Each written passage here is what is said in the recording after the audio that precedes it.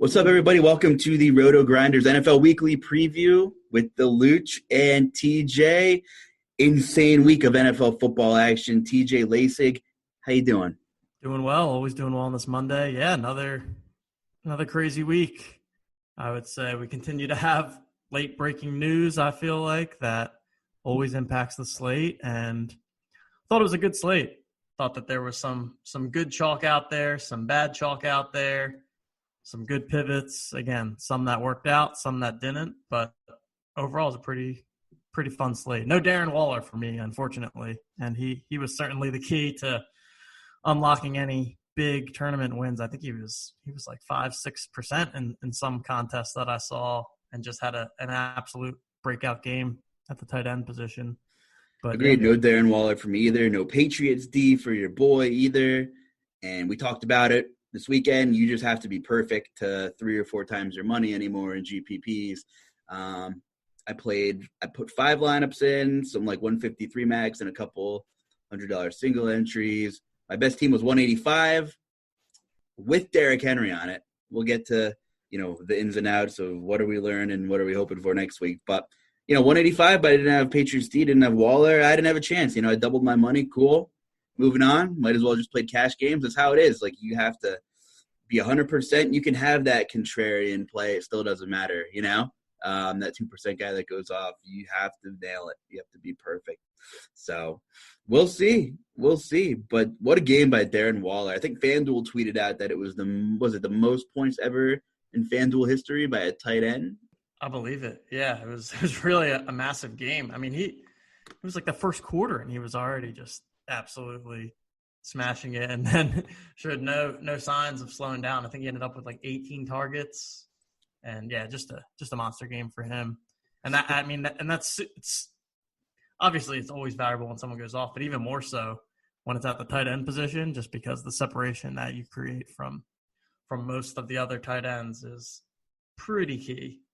We often talk about in this podcast how gross the tight end position is, and there were some other pretty good plays, but obviously nothing like the Waller ceiling game of a lifetime performance. Tonian was okay, caught a touchdown. Ferkser got some garbage time and was okay for 2,500. I don't think he had a catch until the fourth quarter, and then Cleveland just kept playing, backing off and giving them the dump offs. I think he had 3 or 4 catches on one of the final drives of that game, and he did his thing. But yeah, you need Waller. You probably need Patriots defense to kind of take things down. So that's in the books. Let's look ahead to this coming week, and we'll tie in kind of some things that we learned. Raiders will host the Colts at 4 o'clock. Let's talk about that one since we just talked about Darren Waller. Jonathan Taylor, they just aren't giving him the volume, but he was very effective against Houston. TJ, I know we're dropping into a 4 o'clock game here. From one week to another, I mean, you're looking at the Raiders. They dominated Atlanta, right? Atlanta was trash that game. They beat the Jets by a touchdown. Now, the Colts, who were touted as a very, very good defense, and a 50.5 total game I'm looking at, there will probably be some Raiders in play. We'll see what happens with Josh Jacobs. Devontae Booker was a bust, but it's tough to play. These are 2 teams, in my opinion, where they're not high-volume pass attacks, and you don't really know where they're going, right? Are people going to chase T.Y. Hilton? What are your thoughts on this one? Yeah, I've been trying to figure out Hilton because I think it's 2 straight weeks now where he's put in some decent performances. Looking at this past week, 11 targets for Hilton, had 7 the week before. So I think we can start to look back towards him. He had a really, really slow start to the week, but I think between Hilton and Pittman are the 2 guys that I'd probably be most interested in on the Indy side. And yeah, I just find these games, I feel like we're getting a lot of these 50-point total games with 2 teams that you're not necessarily used to trying to stack up. But at the same time, with the Vegas team, they can easily shoot out in games. And Waller's price tag now, it'll be interesting to see what people do with him because he's up to 6,800 on DraftKings, just $600 less than Kelsey. So it's a pretty premium price tag, but that's what happens when you score 48 DraftKings points in a week. So I don't think that he'll be super popular just because of the one game. So maybe it's a good spot to go back to him. I think more people are likely to gravitate towards Kelce just because of his consistency. So to me, that brings Waller squarely into play. And then he's mostly what I'm looking at from the Raiders side. Aguilar seeing some targets, but I mean, it's Nelson Aguilar. I watched him in person too many times for the Eagles to really say too many nice things about him. Yeah, 11 targets on Sunday. So he's seen at least 9 in 2 of the last 3 weeks. Interesting, but I mean, I probably personally won't have a ton of exposure from this game. Like, whose Cheerios did Jonathan Taylor piss in that they just won't give him the volume, right? So, all right, 13 carries, but he didn't have a ton in the first half, so I don't know what they were waiting for. But, I mean, it's encouraging that he had double-digit carries. And before he went on the COVID list against Green Bay a couple weeks ago, he had 22. But really, he did his damage. He had a 29-yard receiving touchdown, I believe. So he registered 13 points through the air out of his 22, which kind of really helped him out. So I'll consider Taylor. I mean, eventually they're going to have to just consistently make this guy a part of their offense. Jonathan Wilkins ain't it. He's had a couple years to prove it. We know what Nyheim Hines is. He's not the guy you're going to want to feed. So if I'm going anywhere, it's going to be Taylor. Obviously, it's Monday, so who knows what's going to happen by Sunday morning. But that's my thought on that game. I'll have some Taylor exposure probably. Yep, I think that's a fine play. I know he was picking up some steam as a GPP kind of pivot this past week. And, yeah, the volume wasn't necessarily crazy. I mean, he picked up a lot of points on that one touchdown. He caught like a 30, 40-yard touchdown. So, but, I mean, that's – having that in your toolbox is good. So I don't mind the Taylor call as a GPP. But agreed, I'm not really interested in the quarterbacks a ton on this game. If anything, maybe Derek Carr, but still, I mean, he has shown a ceiling. So you could stack up Carr, but otherwise I like some mini correlations, just picking one guy from each side on top of your other game stack. Sounds good to me. You want to stay in the AFC South and talk Titans-Jaguars here? Let's do it. Cool with you. 1 o'clock game, 53.5 total. Tennessee 7.5-point favorites. I don't know where to start. I mean, each team played 2 quarters of football. I don't have the box score up in front of me, but I believe the Browns outscored the Titans 38-7 in the first half. In the second half, the Titans outscored the Browns 28-3. So I don't know. The fact that was a game late in the fourth, I don't even know. Like, if you're the Browns, you're probably like, yeah, you're lighting the world on fire. Browns fans are hitting Twitter at halftime, and then it comes down to really getting an onside kickback within the last minute for Tennessee to have a chance to win the game is incredible. So this was just one of those outlier games, I think, where neither team brought it for 4 quarters. There was a lot of weird stuff, a lot of blown coverages on both sides. We saw Corey Davis have a career game. Who's on a contract year, by the way. We saw A.J. Brown with a couple more uncharacteristic drops, but he still had an okay game, with the Ferkser value. So the Titans are still in the thick of things here. The Jaguars, brought Minnesota to overtime. I'm a pretty unbiased Titans fan. You know that if you listen to this pod, you know that Henry was a letdown. He saw a price drop against, if they take care of business, they're still in control of their own destiny. That team we saw in the second half that put up 28 is the offense we know we're capable of. I think they're going to be pissed off, and Vrabel's going to have them playing. And I'm going to go back to Derrick Henry this week. 8,700. I don't care that he laid an egg.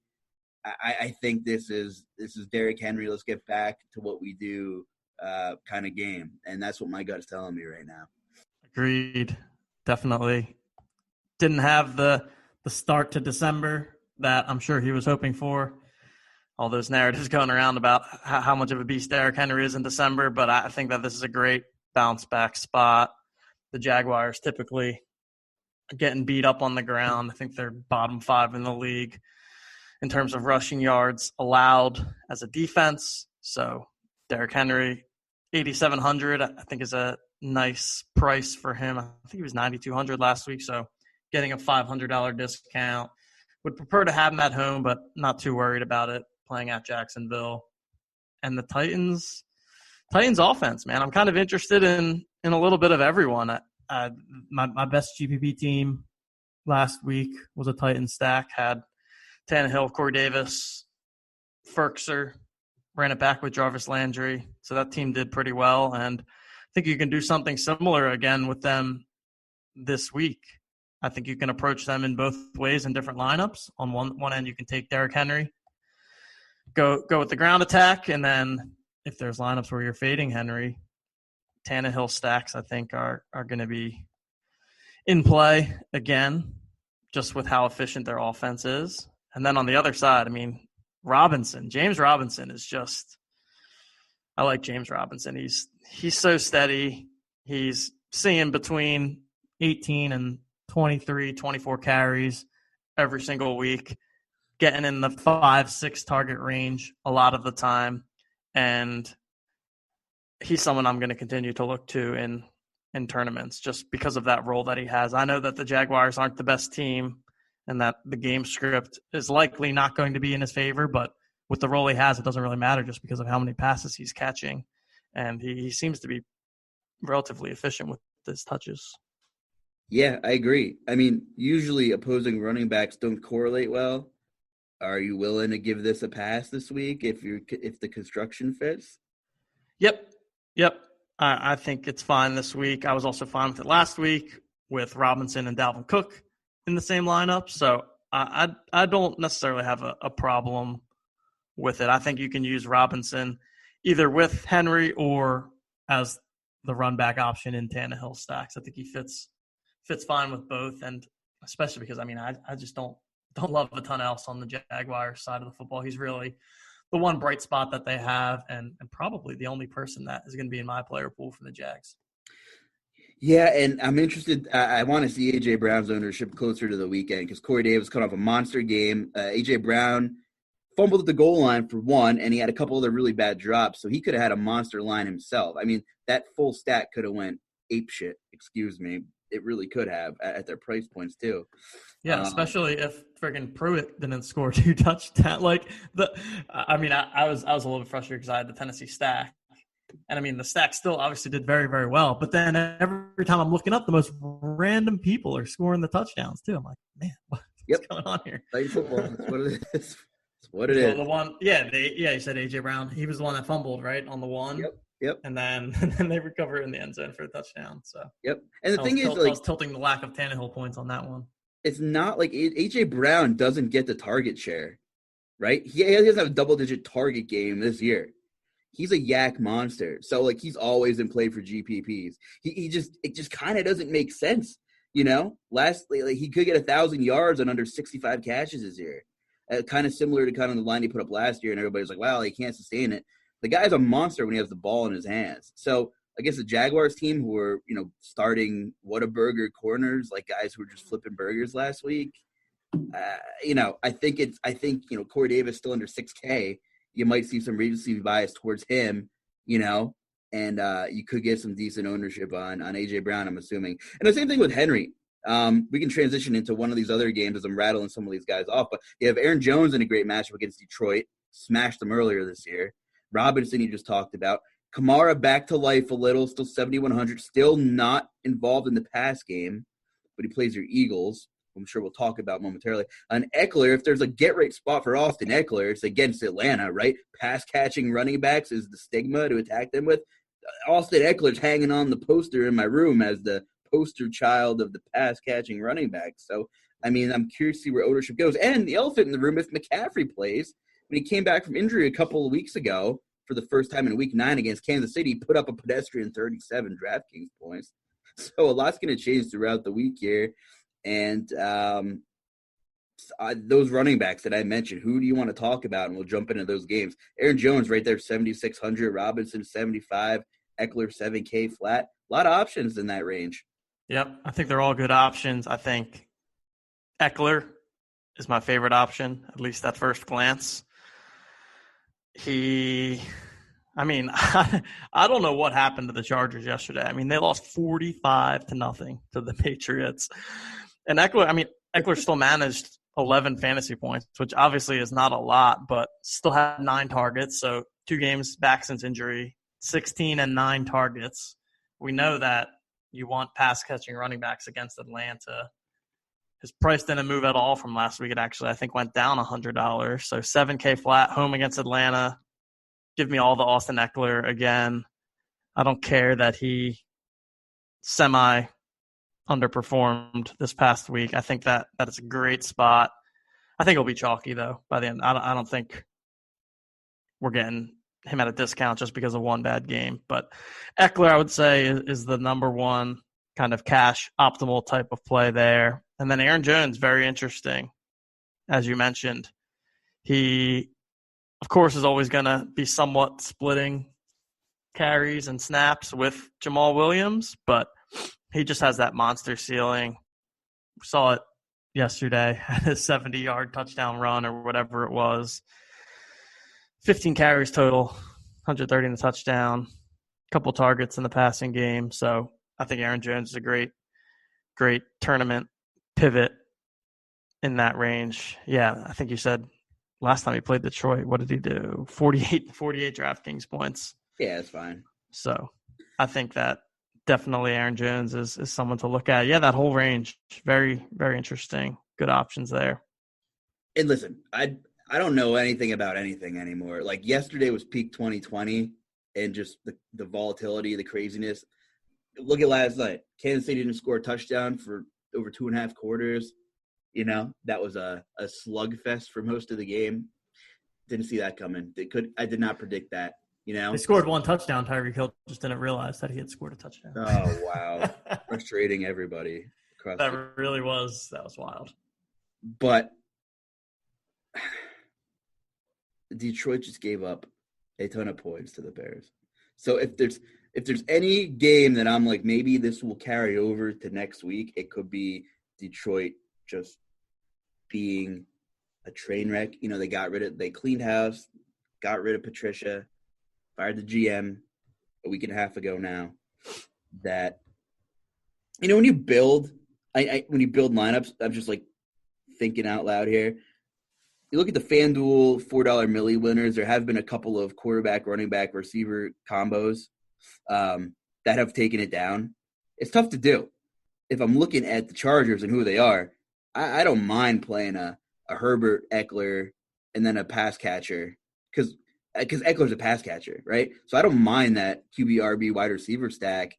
It's not usually how I roll, but that's a good way to start your build, I think, in the Atlanta game. And if you're a game stack guy, Julio, who people wrote off before yesterday because he was questionable all week, you know, was involved. He was fine. So I mean, you can run it back with your choice. Who's it going to be, Ridley, Julio, or just nobody? Because we've seen that work as well. I'm in. I mean, Atlanta is bad. So Atlanta, good to target against. You know, Detroit. You know, do we even have to talk about Rodgers and Devontae Adams? Do we have to at this point? Just every week they're an option. I mean, Rodgers gets 25 fantasy points every week. So lock that in. And he's back up to 7,500. So they did bump him up a little bit after his ridiculous, what was he, 6,800 last week? Thought that was a ridiculous price tag on him. And Devontae Adams, yep, just another 37-point game, 12 targets, gets in the end zone twice, gets the 100-yard bonus. He does it all. You gotta have a Rodgers Adams stack in the mix somewhere. And then on the other side, I mean, is Galladay just going to be questionable every single week for the rest of the season and then never play? Maybe. Probably. But Marvin Jones had a breakout game, and the volume has really actually surprisingly been there for him. The last 4 weeks, 12, 6, and 10 targets. So double-digit targets for Marvin Jones is pretty good because typically he's more of a low-volume, bigger play, get in the end zone kind of guy. So eight catches, got the 100-yard bonus, got a touchdown. I think he was like not owned by anyone. So I think that you can look to him potentially on a run back there. And then Hawkinson is usually the other person from Detroit that I look at. He's been pretty solid. Nothing crazy good, but he does well. It's definitely setting up to be quite an interesting week with some really juicy matchups. You know, obviously that Detroit game and the Atlanta game that we talked about. And then, the Titans are always in play with the condensed volume and target shares. We typically know where the ball's going, typically, for the most part. Very interesting. I think a lot of players in those games are going to be very popular. Maybe we can talk about a game, that might be a little less popular. I mean, because then you have the Chiefs on the main slate too, right? So what do you do here? We just named a lot of guys who are probably pretty popular. Mahomes, highest priced player on the slate. Are people going to see this total under 50? And will he, with all the quarterback options, are they going to be like, is Mahomes going to be like the fifth fiddle? Who probably has the highest upside every week. But, you have Rodgers. He's priced up a little. Kyler down to 7,200. Brady against the Vikings. Herbert in that crazy game environment against Atlanta. Tannehill. Jaguars. Like, where do you do with Mahomes at 8,100? I just feel like Mahomes should be like 9K every week. Just set it in stone, see what happens. Yeah, 8,100 does feel like a pretty good deal for him. He's pretty much guaranteed to get you in the 20 to 25 range in a bad game, aka yesterday. Yeah. But when he has a good game, it's 35, 40 points. And obviously he's got easy stackability with Hill and or Kelsey. And yeah, I mean, you kind of always have to. And I actually I've thought a bit about when you want to stack Mahomes, right? Do you want a single stack or do you want a double stack? And I sort of think I like the double stack when it comes to Mahomes. And by double stack, I mean go all the way in with Mahomes, Tyreek, and Kelsey, which is a very, very expensive stack, obviously. But if you're paying up for Mahomes and you're trying to win a tournament, you're expecting or hoping that he's going to have that ceiling 35, 40-point game. And in order for him to do that, it's pretty much has to be that Tyreek and Kelsey both go off because so much of the offense runs through those two guys. So I just put it in my DraftKings. It only gives you $4,300 average salary remaining. So very, very pricey, but I do think it is viable. And, I mean, Kelsey is just a beast. Another 30-point game for him. Makes it a different slate whenever he's available at the tight end position just because you get – obviously, Waller hit the ceiling last week, but has a very low floor.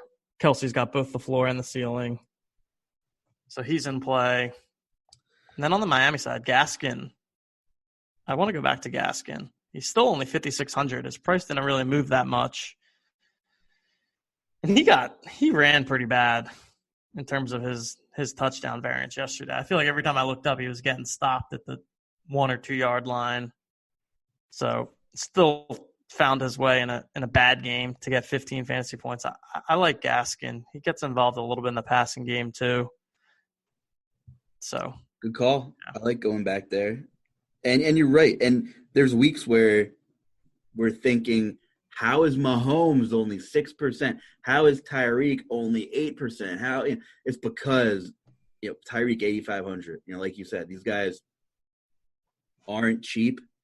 And if there's no obvious Denzel Mims value or XYZ min price guy getting larger role, no one's going to want to build that way.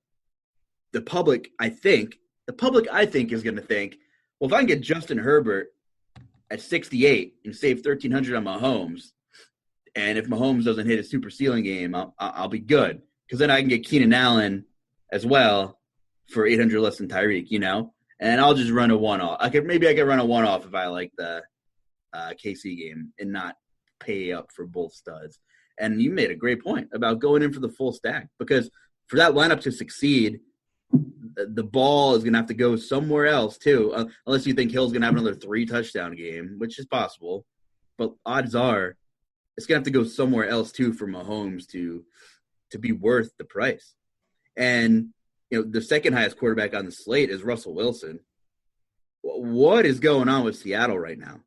A big old L to the New York Football Giants, the division leaders in the NFC East. Are we worried about Seattle? Because they have a very high-priced DK Metcalf as well. Tyler Lockett was very involved in the first drive of the game, got knocked around a little, came back. He's still 7,200, and they're playing the Jets. We just saw what the Raiders did against the Jets. So if there's a get right spot for Seattle, it's now. It's this week. You would think so, right? And I know the narrative started buzzing around of, oh, they're not letting Russ cook anymore, yada, yada, yada. I guess it's game script. But he threw the ball 43 times last week. So that's pretty good cooking if you ask me. Only completed 27 of them. Yeah, it's been what? 4 weeks now of mediocre play from Russ. Definitely makes it tough to get normally you would see Russ in this spot and have him in your cash game type consideration. I don't think that I can go there right now, but maybe you go to him in tournaments. But the other problem there is that they're 14-point favorites at home against the Jets. And are they really going to hit that upside where, like you just said, you're getting the value of playing Russ and DK Metcalf at their high prices? I don't know. I really don't know. I'd certainly rather play the Chiefs stack for similar price ranges. And maybe a better way to look in this game is the Chris Carson and the Seattle defense. Carson, he produces. He doesn't have the most workhorse role from a snap count and touches perspective, but he gets the ball in good spots, and this obviously is one of the best matchups you could ask for. 58% of the snaps for Carson on Sunday. Carlos Hyde did suit up. He played 25% of the snaps, and DJ Dallas got 12 snaps, 17%. So he's not the volume horse that he was a couple of seasons ago. He's probably not 100%, but I do believe he's in play in this matchup too. 6,900, that's still pretty fair in that Vegas spread and total, in that situation. So that's a good look. I'm with you on that. I guess Bucks Vikings, speaking of getting right, is going to be another game where someone's going to produce more than likely. It's just another offense where you have Antonio Brown now demanding targets. We know this. We've seen it.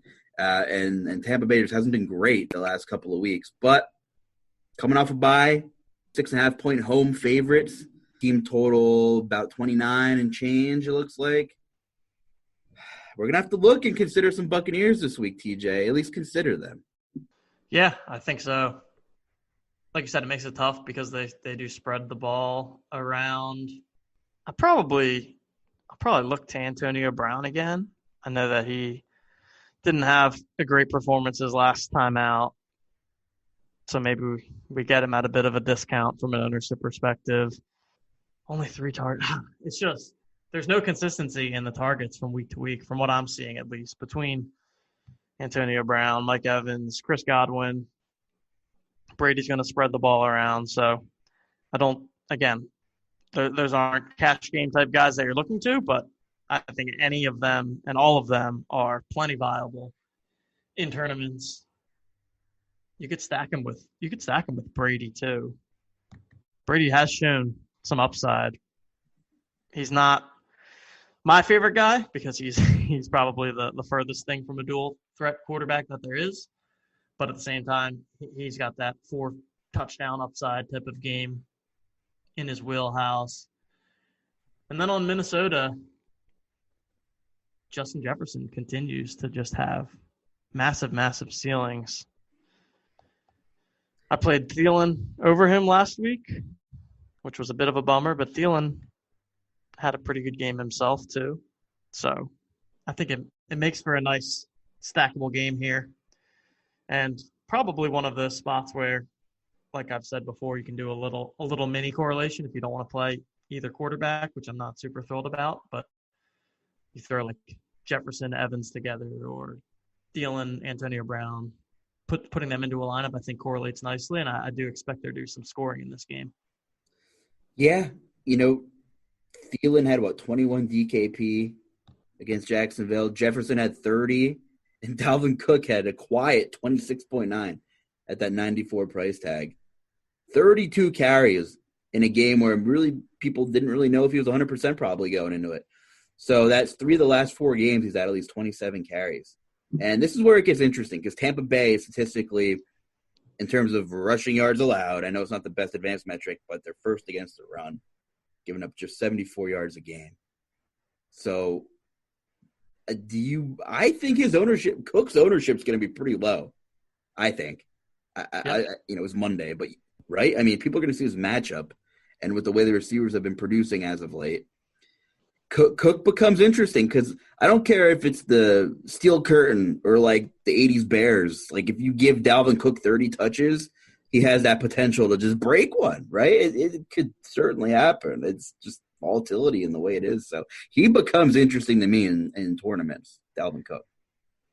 No doubt about it. And I do think he'll be under-owned. I think he's coming in under 10% this week, just like you said, due to the matchup, due to the fact that he's the most expensive player on the slate. And, I mean, it makes sense, right? People don't want to pay up the highest salary for a player that's not in a good matchup, but I think that's what makes him a great tournament play because, as we know, these elite running backs, to a certain extent, matchups only matter so much. I mean, especially when he's getting so much usage in the passing game. 9 targets yesterday. Has had 4+ targets in each of his past 4 games. Dalvin Cook, definitely a great play. I am curious to see how ownership shakes out. This feels like one of the weeks where there's not a clear, absolute smash pay up for spot. Unless people are going to view Derrick Henry that way, but I don't think that they will, especially because maybe if Tennessee was home against Jacksonville, I do think that would make a difference. But I'll be curious to find out who's projected for higher ownership between Cook and Henry. Probably you get Cook at lower ownership this week. Yeah, I agree. Definitely interesting because those 7K range is loaded. Then you have Ezekiel Elliott just chilling at 66 against the Bengals, so that's interesting too. Got about 10 minutes left here in our recording. Where do you want to go next? Let's talk about – do you want to talk about your Eagles? I think we have to. What's going on? Who's going to be throwing the ball on Sunday? Is it Jalen Hurts time? Is it official? I really don't know. Haven't heard anything one way or the other. He came in and looked fine, looked good. Give a little more like excitement at least. So Doug Peterson's got a tough decision on his hands. From what I hear, by Wednesday we should know. So it's hard to speculate too much one way or the other what we think will happen there. And I'm not even – it's so early now, I don't even know how it would impact things from a DFS perspective. It can't get any worse than Wentz, right? It can't get worse. Awful. And DraftKings has no clue, so they made them both 5,100. When in doubt, make them the same price, right? Yeah.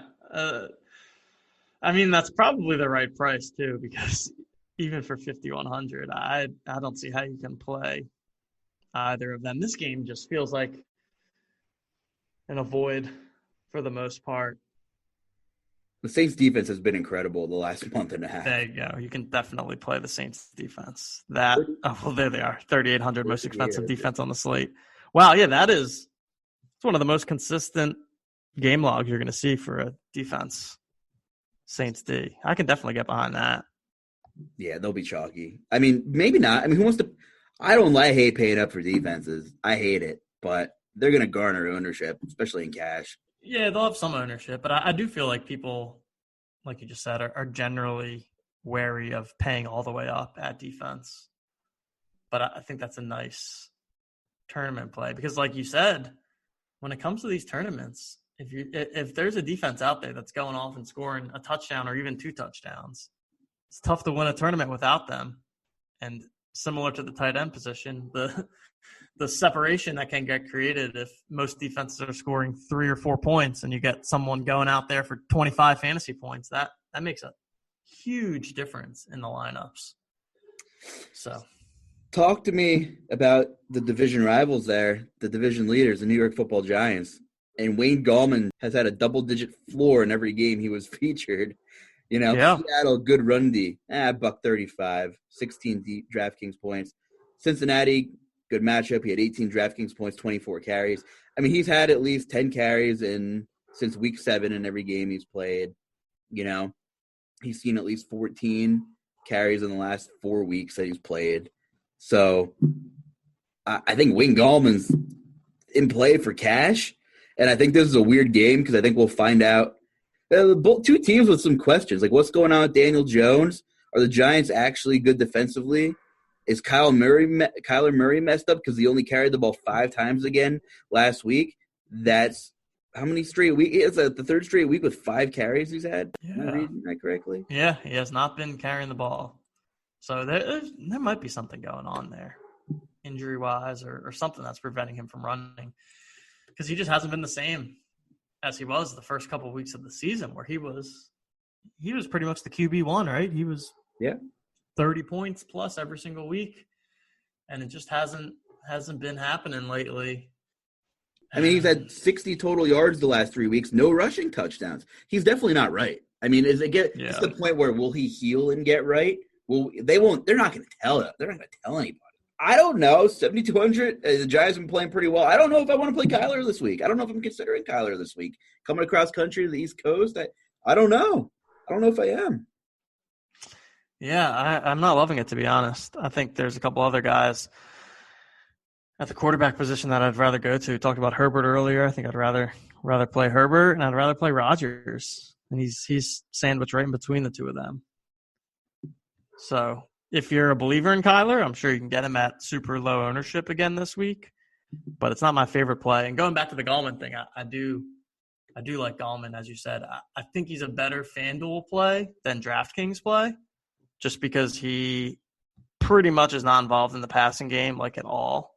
Yeah. Just looking at his numbers here, he didn't have a single target last week. He did have 5 targets the week before, but 2 of the last 3 weeks, 0 targets. So that is a bit concerning for DraftKings. Sorry, I was looking at one game where he didn't even play. But he did have 0 targets last week, 5 the week before. So maybe he gets involved in the pass game if it's needed. But just wanted to call that out. Although 5,700 price tag on DraftKings is quite appealing as well. I think we hit a lot of the main focal points here. There's some stuff we didn't cover. Obviously, Texans, Brandon Cooks was in concussion protocol, right? So we'll have to keep an eye on that. They're playing at Chicago. I wonder what the ball movement will be like there if Watson struggles. We saw Kiki Cutie. I don't know. I don't know whatever you want to say his name. Q-Tip. I don't know. He's 5K now, though, so he's tougher to play and a tougher matchup to me. He was chalked last Sunday at 3,500. You have any thoughts on the Texans? And then I'll give you the floor. I know we got to get going. Busy Monday night, a lot of stuff going on. And then obviously we have Thursday night football later in this week too. And we have a Tuesday night game tomorrow. So we've got a full plate this week. So talk to me about the Houston Texans. Lots of football all over. Yeah, the Texans, I thought they were fine yesterday. QT was a great chalky play. 3,500. Now that he's up to 5K, that's a bit too steep. I know he did have a big game, but I'm not trying to pay 5K for Kiki Qt. We'll continue to monitor Cooks. He's at 6,100. The matchup's a little tougher this week against Chicago, which gives a little bit of pause, but that Houston's a team that's going to throw the ball, right? I mean, Deshaun Watson is 30-plus passing attempts almost every single game this season. He's got a high floor, got a high ceiling. So if you want to go to a Watson's Cook stack, I think that's completely in play. David Montgomery, he gets laughed at a lot across the DFS industry, but he's scored 27 and 28 points in his last 2 games. Yeah. So maybe it's time that we start taking him a little bit more seriously. Agreed. I mean, he has a true workhorse role, gets targeted in the passing game, gets it done on the ground. So I like Montgomery. Again, his price has come up. I think it was 5,500 last week. Now he's 6,500, so that makes it a little bit tougher, and he's probably more of a contrarian GPP kind of guy. It's hard to talk about running backs on Monday because I feel like literally every week some 4K, 4,500, like cheap option opens up. and ends up becoming the plays. So we'll continue to monitor those, but I do think Montgomery is someone that does deserve consideration after the consistent workload we've seen, and then starting to see him actually translated into production in the box score. Guys, give us a like, give us some feedback, subscribe, let us know what you want to hear. Our premium tools are awesome. We have great content every day. RotoGrinders team is always here to help you out. What else is on your mind before we get out of here? Anything else before we close up shop, TJ? I just can't believe the season's coming to a close here on us, right? We're in week 14. Season-long leagues are entering the playoffs. And I would just say at this point, we have the information, right? We've got nearly a full season's worth of sample size to work with here. It's pretty clear where everyone's role is within these individual teams. And a lot of it right now in tournaments is coming down to ownership projections and how you can best leverage where we think the chalk's going to be and especially where we think the bad chalk is going to be. So we don't have pretty much any visibility into that at this time in terms of what the chalk is going to be. But definitely make sure that you're keeping that in mind as you're building your lineup. And you want to have the right mix of high projected lineups, but make sure you're getting some leverage in there. If there's a running back that's going to be high end, take a look at one of his receivers, vice versa. I just think that it's something in this day and age of DFS where there's so much content out there. Everyone's got good projections. Having the best projections isn't doing it anymore. It's really more about that lineup construction, game theory, yada, yada, yada. Stack up those games, as we always say. And let's finish the season strong. Finish 2020 strong. Maybe win a tournament down the stretch here. Let's do it, man. Be rooting for you. Appreciate all that you do for RG. TJ, where can the people find you on Twitter? Find me on Twitter at TJL5124DFS. And same content schedule as always. GPP article comes out on Friday. Awesome stuff. Awesome stuff. For TJ Laessig, I'm Justin Carlucci. Good luck. Have a great week.